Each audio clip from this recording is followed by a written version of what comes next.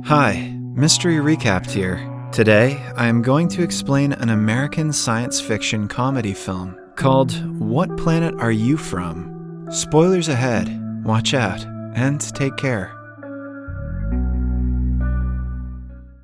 The movie begins on a planet far away from Earth that holds only male population. They are 1,000 times more advanced in technology and are highly evolved.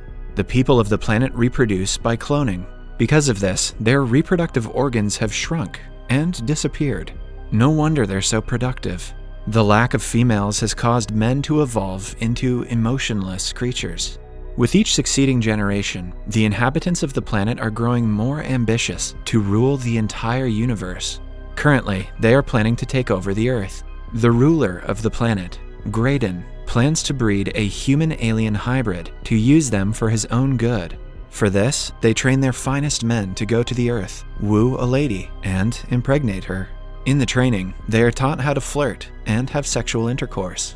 The leader stresses them to compliment a woman's scent and her shoes, which is sure to land them a date. After days of training, they choose the best flirt of their kind, H14496, for the mission to Earth. He is going to be known as Harold Anderson. The leader asks Harold to be careful, because no matter the training, a name like Harold is going to make this difficult. Also, the people on Earth are unpredictable. Before he sets off for Earth, they attach him with an artificial appendage that will help him have sexual intercourse. On Earth, an airplane is in the air, flying to Phoenix, Arizona. All of a sudden, the pilots notice something flying towards them at great speed. Moments later, the mysterious force crashes into the plane and makes it move aggressively. The said forces were Harold and Graydon, who have now entered the plane through its toilet. They make fun of Earth's backward technology and revise everything about the mission one last time. Graydon wishes Harold luck and flushes himself off the plane. Following that, Harold gets out and immediately starts to flirt with the air hostess. Most of the passengers are shaken by the turbulence they just faced, so the woman thinks it is weird that the man is hitting on her. Wow, Harold is more like human men than he knows. She angrily asks him to take a seat. Harold sits beside a crying woman who is clearly traumatized by the incident. He compliments her shoes and her smell, but he gets no positive response. He realizes that the mission is not going to be easy, but he is determined to get someone impregnated.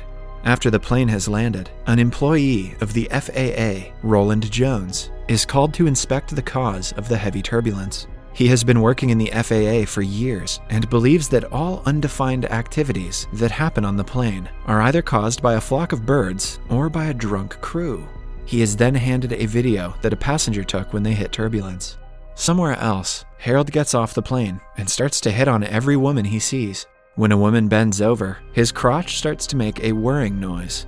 He figures that the artificial organ has a defect, that whenever he is turned on, it starts to make noise. The woman runs away after hearing the vibration coming from his pants. Following that, Harold goes to the bank he is supposed to work at. He has already been hired because of Graydon's influence. A co-worker, Perry Gordon, befriends him and teaches him the ins and outs of the bank. He also introduces Harold to the office manager and his girlfriend, Rita. Then, Harold meets his boss, who claims he is also seeing Rita. Somewhere else, Roland watches the video from the airplane, and for the first time in his life, he cannot explain what caused the turbulence. The challenge excites him, and he makes it his mission to solve the mystery. After work, Perry brings Harold to a strip club to get him a girl. They meet a sex worker, Cheryl, who agrees to spend the night with him. Harold is beyond excited, but Cheryl is weirded out by the loud whirring sound coming from his crotch. Moreover, she asks him to wear a contraceptive, which defeats his entire purpose. The next morning, he briefs Perry about the disastrous night. Perry promises to take him to an AA meeting, which he claims is an even better place to pick up girls. That night, they visit one and listen to stories about women's struggle with alcoholism and sobriety. One woman named Susan Hurt catches Harold's attention. After her speech, he approaches her, but is stopped by the air hostess he met on the flight. She asks him to spend the night with her. Outside, Perry accidentally bumps his car into Susan's car, and the two get into an argument. Somewhere else, Harold and the air hostess are in bed together. Everything goes well, until she gets a call from a married pilot, who she loves. Harold comments that she is helping him cheat, which makes her kick him out. Roland's wife thinks that he is cheating on her because he has never been this excited to go to work. He tries to explain that he is excited about the incident that took place at work, but she doesn't believe him. At work, Perry's wife Helen comes to meet him. Harold is instantly attracted to her, but is disappointed when he finds out she is married. Moments later, he notices Susan talking to the receptionist. She has come to meet Perry to talk about the damages he caused the previous day. Harold introduces himself and asks her out immediately. Susan finds out that he was just at the AA meeting to look for girls and refuses to go out with him. However, a persistent Harold convinces her to go on a date. They go to a restaurant for dinner at night. Harold doesn't tell her much about himself and listens carefully when she speaks. Not knowing that he has been trained to do this, Susan is impressed. He also claims that his purpose in life is to have a child, which makes her believe he is not like a typical man. After dinner, they go back to her apartment. Harold hopes to get lucky tonight, but his plans are in vain when Susan reveals that she is saving herself for marriage. He panics and runs to the washroom to call Graydon. The leader advises him to do whatever is necessary to impregnate her, even if it means marriage. Somewhere else, Roland interviews the cabin crew to try to solve the mystery. The air hostess tells him that all the passengers were panicking, except for Harold, who seemed rather calm. When he checks the passengers list, he discovers no one of that name was aboard the flight. The air hostess reveals that she went on a date with Harold, and also tells him about the strange humming noise that his crotch made when they were together. The man now has all the reasons to believe that the unexplained turbulence was because of Harold and his vibrating crotch. Susan comes to visit Harold while he is at work. She hopes to go out for lunch to make up for the disastrous date. Harold brings up the topic of marriage and asks her if she has thought about marrying him since last night. Susan thinks he is joking, so to make her believe him, he gets on his knees and proposes to her. Even though she is taken aback, she doesn't decline his offer right away. Instead, she asks for some time to think about it. Later that day, she meets her friends to ask for their advice. All of them warn her against marriage, but Susan has already made up her mind. She claims that she is running out of time and cannot miss the golden opportunity. She calls Harold and agrees to marry him. A few days later, Harold does a week's worth of his paperwork and hands it to Perry. Following that, he takes a leave for the wedding. On his wedding day, Susan recites a paragraph-long vow, but he only says that he is very happy to marry her. They are announced husband and wife and sent on a honeymoon. Harold has sexual intercourse for the first time and is overjoyed. Back in the bank, Perry submits Harold's paperwork as his own. He also talks badly about him to his boss in order to get a promotion. When Harold gets back to work, Roland visits him. He inquires about the flight ticket of the plane he boarded to get to Arizona, but Harold claims he has thrown it away.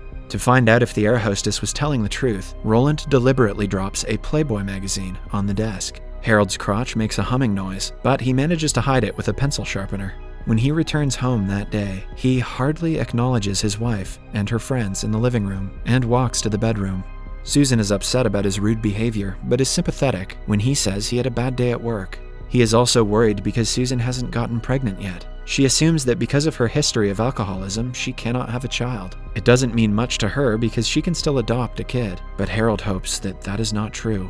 He then boards another flight to talk to Graydon. The man says that no matter what, he has to impregnate someone. If Susan cannot get pregnant, he will most definitely have to cheat on her. Somewhere else, Roland gets a call, reporting him of a similar jolt that a plane faced. When he finds Harold on the passenger list, he starts to believe that the man is not human. That evening, he follows Harold to the bar to keep an eye on him. Harold meets Perry's wife, Helen, who seduces him. The two return to her house, but Harold's appendage starts to malfunction midway. He runs to the bathroom and tries to restart it. Roland is outside the window, watching him. He takes a picture and runs away. Following that, Harold feels guilty for cheating on his wife and returns home. He is met with a pleasant surprise when Susan tells him she is pregnant. The couple is overjoyed at the news. Meanwhile, Roland's wife finds Harold's naked pictures in his drawer and assumes that her husband is gay. No matter how much he tries to explain that he is tracking down an alien, she doesn't buy his story. That is a very strange euphemism, Roland. In the meantime, Harold and Susan go to the doctors and find out that their baby is growing at an exponential rate. Although Susan has been pregnant for only 4 weeks, the fetus is 4 months old. When Harold comes to work the next day, he finds out that Perry has gotten the promotion because of the paperwork. Perry mocks him and accuses him of sleeping with Helen, which causes a huge argument between them. The fight ends when Harold punches him in the face. At home, he tells Susan about the incident and cries for the first time. Meanwhile, Roland tells his superiors about his theory. They don't believe him fully, but permit him to investigate the situation further. After only 3 months of pregnancy, Susan goes into labor. Harold drives her to the hospital, and she gives birth to a healthy baby boy. The smile on Harold's face turns into a frown when he sees Graydon outside the room. A while later, he tells Susan that he will have to leave now.